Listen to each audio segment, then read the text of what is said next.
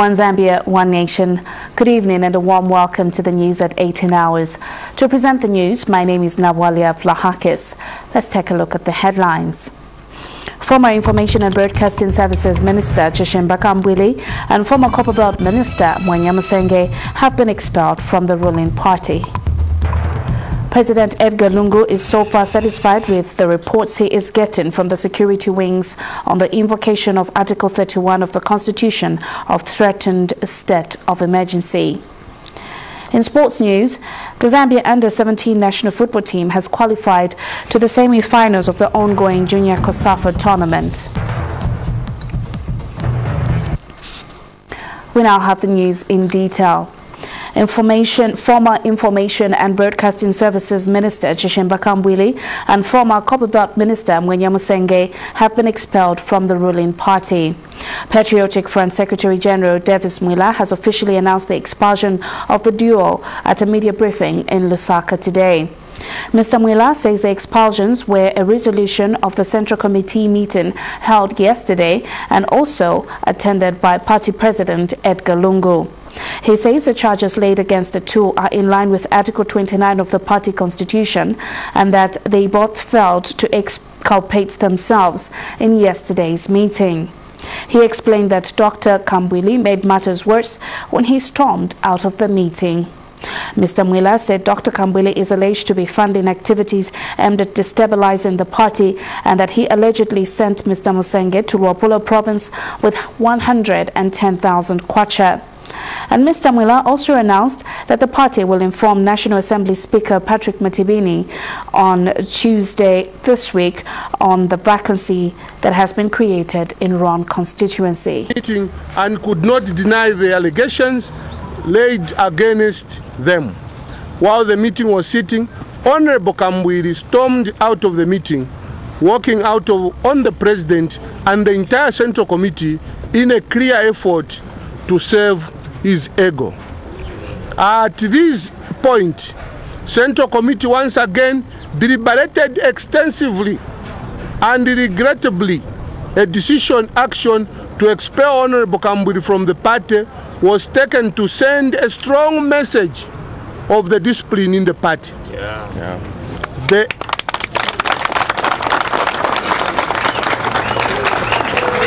The extent of misconduct and other destabilization activities sponsored by Honorable Kambwili had reached intolerable levels and posed a danger to internal party cohesion. Meanwhile, expelled Patriotic Front Ron Member of Parliament Chishimba Kambwili has postponed his planned briefing, which was scheduled for this morning.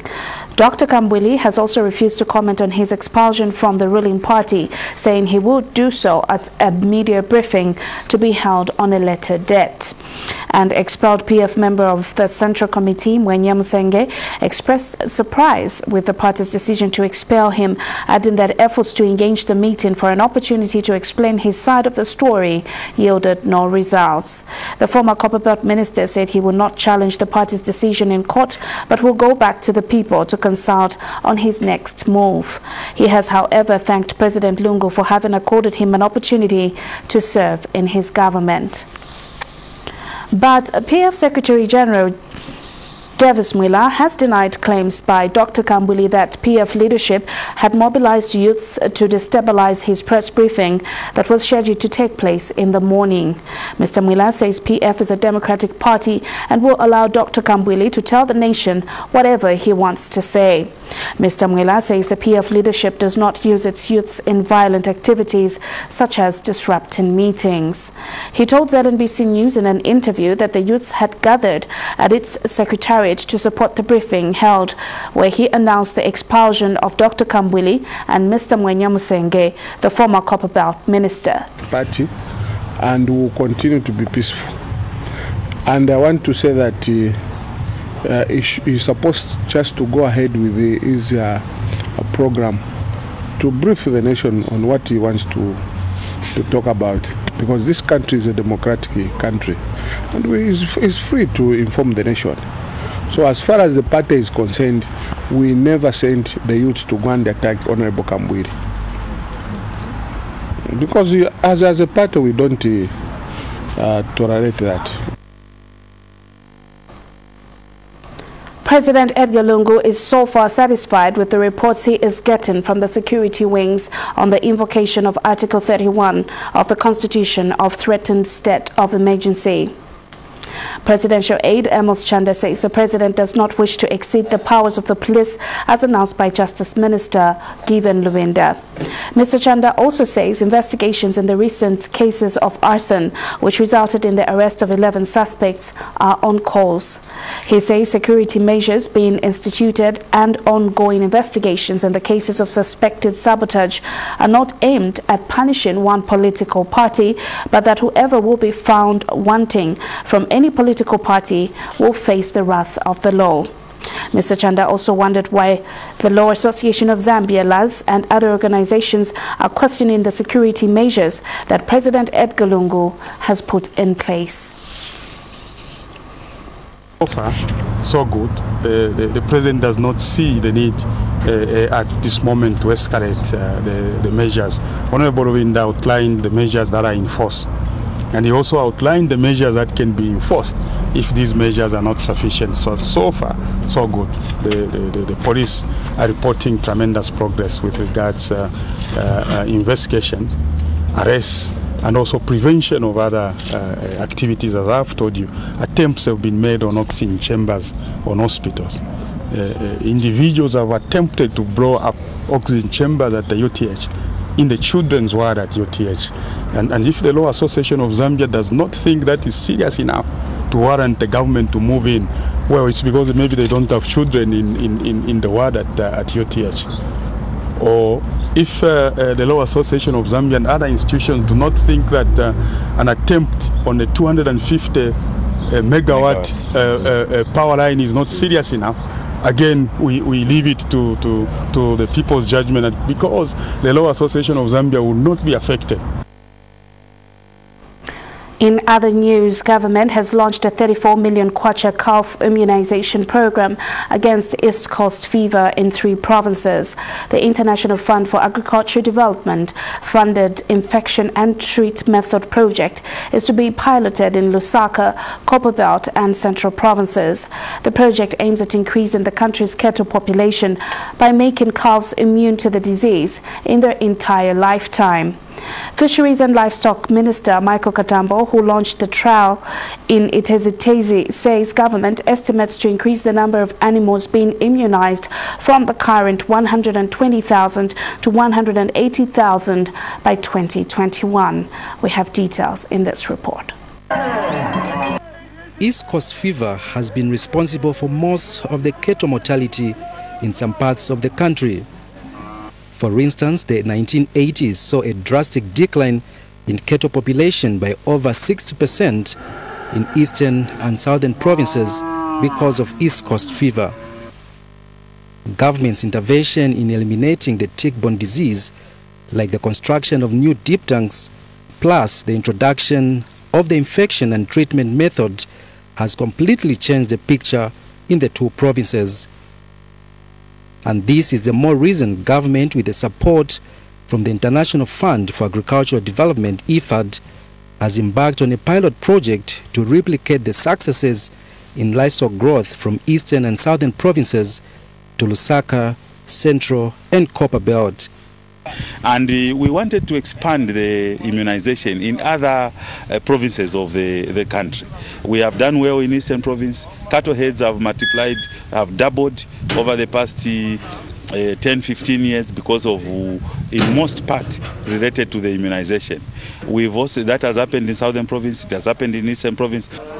Fisheries and Livestock Minister Michael Katambo has launched the trials in Itezitezi, Central Province. This government, led by His Excellency the President, Mr. Edgar Chagwa, is to see to it that we have disease-free zones in all catchment areas where we're doing livestock farming.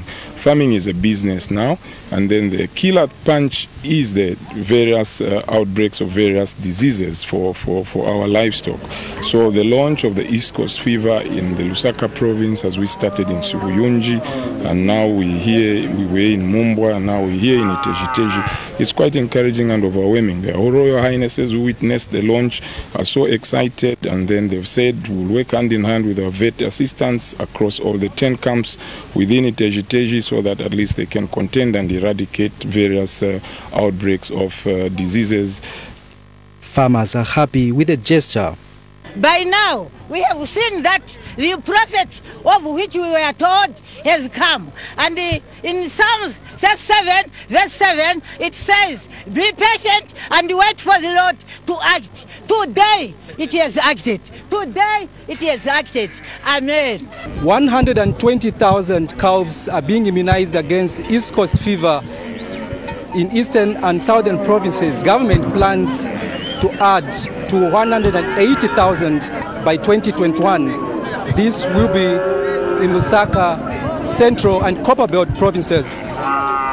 If not controlled, East Coast fever has potential to kill up to 50% of calves in the affected cattle heads. Amos Zulu, Iteji-Teji, Central Province. 44 Zambian oil tankers are marooned in Dar es Salaam, Tanzania. Zambia's High Commissioner to Tanzania, Benson Charlie, says this is because the tankers do not have Global Positioning System, GPS, installed on them. Mr. Charlie says the Tanzanian authority has come up with new regulations requiring any tanker moving oil from Tanzania to have GPS installed. The High Commissioner says at the time the new regulations were enforced, there were already 44 Zambian oil tankers in that country. High Commissioner Charlie has appealed to Zambian fuel transporters to ensure they install GPS on their tankers for easy movement into the Tanzanian market.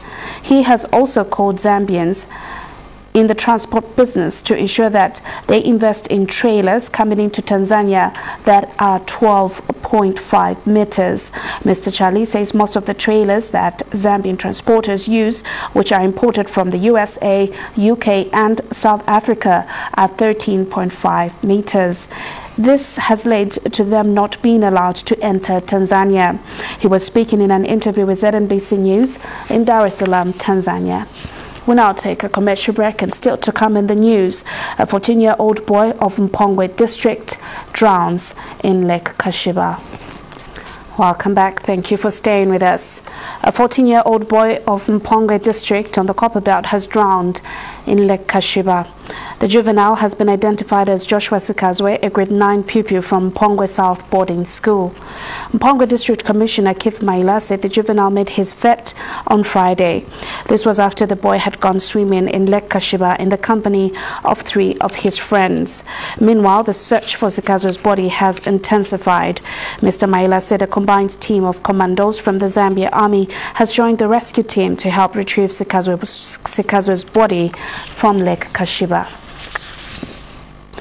In other news, Community Development Minister Emerin Kabanshi has called on officers working under her ministry to serve the vulnerable selflessly.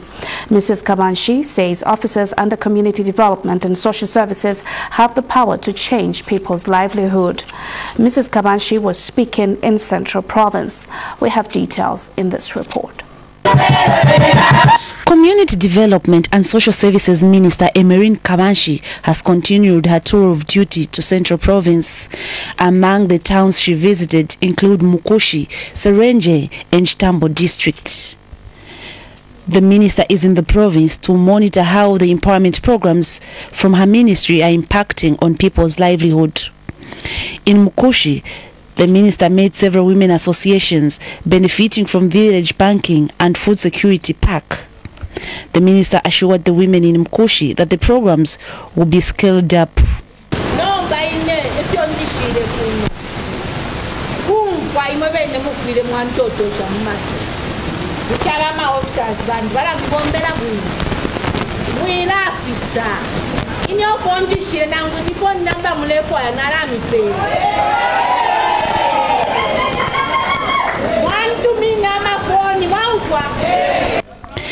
She later met the officers under her ministry and urged them to save the vulnerable selflessly, saying they have the power to change the communities positively. Those 5,000 women, they look up to her in order for them to improve their livelihood. You are very powerful people, very influential. You are the people who can change the economy. And as government, I think we are very, very happy with what you do on the ground. But there is one thing that I have seen: you forget your allegiance. And Mukoshi District Commissioner Luka Mwamba commended the minister and assured her that he will work with the officers to foster development in Mukoshi. I'm emphasizing on community development. Please let me know what's going on, then I will inform my colleagues there. I am a parent. I had something that I wanted to recommend. They asked me, the PS asked me, what do you want to do? I said, I wanted them to be transferred, all of them, both of them. Not all of them. I don't know, maybe to headquarters. Maybe to headquarters. I was briefing the provincial community development officer yesterday. To the headquarters. I said, take them to the headquarters. The minister proceeded to Serenje and Chitambo districts. There also she met the women associations. She encouraged the women to work hard and improve their living standards. Imwe, ati ondeni ebele chibantu muishibe. Mwankwe, nga mwaishiba. Kuti mwayako ku office kuli abayami ebakwati awe ife tukonka muma yandomu te. The minister also took time to address the officers in Serenje and Chitambo under Community Development and Social Services, and also to listen to their challenges. She has since proceeded to Zambia. Teofista Lungu, TV2 News, in Chitambo district. Matero Member of Parliament Lloyd Kazia says Ballaston area is earmarked to benefit from Phase 2 of the L400 road project. Mr. Kazia says he is concerned with the bad state of the roads in Ballaston area, adding that he will ensure that the road network is improved. Mr. Kazia, who is also Minister of Water Development, Sanitation and Environmental Protection, says as a temporal measure, the roads will be graded to make them passable as they wait for the second phase of the L400 road project. Here's a report. This is the state of the roads in Matero's Ballaston area. The roads in this area are in a deplorable state, making them impassable, especially during the rainy season. That is why residents of Ballaston are appealing to the area Member of Parliament, Lloyd Kazia, to intervene. The roads here have not been fixed before. Usually it would just be members of the community who would come together, contribute money, get gravel, fill up the roads and put tar. But then whenever rain season comes, whatever little effort you've tried, the water will just come washed away. As you've seen here, the road is eaten. That's water, rainwater that comes because of no proper drainage system here. Tunachura sana rain season, but twatotera pakuti baturolesha papa msebo uno. Yeah, so the problem I'm seeing here is the drainages. So when it rains, the water really goes overboard. So vehicles get stuck. People find it difficult to move, especially people who go for business or go for work. They find it difficult to move. However,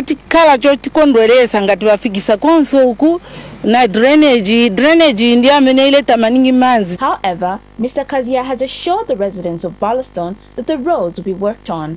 The Member of Parliament says he has engaged some private company to carry out some temporary works on the roads. Mr. Kazia further says Ballaston is earmarked to benefit from Phase 2 of the L400 road project. There's L400 coming to Matero. We are soliciting for between 25 to 35 kilometers of township roads, which we are still negotiating with the roads department. And once that is done, then we shall roll them out, and we have specific areas of concern, more especially people in Ballaston and Zingarume. Those are areas, and George Compound, those are areas I'm concerned. The residents of Ballaston will be looking forward to the day when Phase 2 of the L400 road project will be implemented, so that they too can benefit. Elizabeth Nyambi, TV2 News in Lusaka. The Road Transport and Safety Agency, RATSA, has finalized the rollout of the new electronic Zambia Transport Information System, eZAMTIS, to the outsourced partners Zambia Postal Services, ZAMPOST, and Zambia State Insurance Corporation, ZISC. The move is in a bid to improve service delivery in the provision of road tax services, among others. RATSA Head of Public Relations, Frederick Mubanga, has advised motorists to acquire road tax services from the outsourced partners and as well as all RATSA stations across the country. Mr. Mubanga says the rollout of the new system is to accommodate the licensing needs of all motorists as means of decongesting the RATSA stations. He told TV2 in a statement that the agency is also exploring other avenues for payment of road tax and other services offered by the agency. We take another break, and when we come back, we have sports news. Stay tuned. Welcome back. We now have sports news. The Zambia Under-17 national football team has qualified to the semi-finals of the ongoing Junior COSAFA tournament. This is after Zambia beat South Africa by 3-2 in their Group B second match played in Mauritius today. The Junior Chipolopolo is leading Group B on 6 points after whitewashing Madagascar by 7-1 in the opening group match last Friday. The Junior Chipolopolo boys scored their goals in the first half through Prince Mumba on 20th minute before regular scorer Lamek Banda scored a brace to send Zambia 3-0 up. But 10 minutes before the close of the match, South Africa introduced Motlatlosi Nare, who immediately made an impact by scoring a brace to end the match 3-2 to Zambia. Zambia's next opponent in the group is Mozambique, whom they play on Tuesday. Meanwhile, football fans in Lusaka have expressed happiness at Zambia's qualification to the final round of the 2018 CHAN qualifiers. Some fans talked to by TV2 Sports say the 3-0 win over Swaziland yesterday is a sign the team can regain its lost glory. They say coach Wetson Urenda should also consider using under-20 players in upcoming matches next month. Yeah, we are not about charge. Tonight, if you are pitirize, ona na pama tiguli sako na machezi. Ndio ngoluza ruza, mimi zambo kulisa point machezi. Ewe ni ya stade ya Zambia yali ngunkwisha bwino sana. Mulando akutirati ifisuma bakonkanya. Ero turesubira no kuba chetekira kuti bapitirishe fibalechi. Oh, the win was just fine, although we are not happy about the way the boys played. Yes, I think the coach needs to maybe make some changes. He is on a striking force. Yeah, but otherwise, we are happy about the win. So an example, wakuru waziwona. Nda wakapwalala zatenga under 20 na under 23 sankemo wachae national team. So I'm going to care for wakuru wazika konze. Not be there because did this wafana watisa case. Zaleko supporter guy. Although okay, what we can say, we are happy for what they're starting performing, because if you remember back, they didn't perform well. So people they were saying lots of things against the team. And on that sports note, we end our news. Let's take a look at the headlines. Former Information and Broadcasting Services Minister Chishimba Kambwili and former Copperbelt Minister Mwenya Musenge have been expelled from the ruling party. Patriotic Front Secretary General Davis Miller has officially announced the expulsion of the duo at a media briefing in Lusaka today. President Edgar Lungu is so far satisfied with the reports he is getting from the security wings on the invocation of Article 31 of the Constitution of threatened state of emergency. Presidential aide Amos Chanda says the president does not wish to exceed the powers of the police as announced by Justice Minister Given Luwinda. In sports news, the Zambia Under-17 national football team has qualified to the semi-finals of the ongoing Junior COSAFA tournament. This is after Zambia beat South Africa by 3-2 in their Group B second match played in Mauritius today. Well, that's it. That's all we had for you on the news at 18 hours. Be sure to join us for more news at 20 hours. My name is Nawali Vlahakis. Thank you so much for your time, and God bless.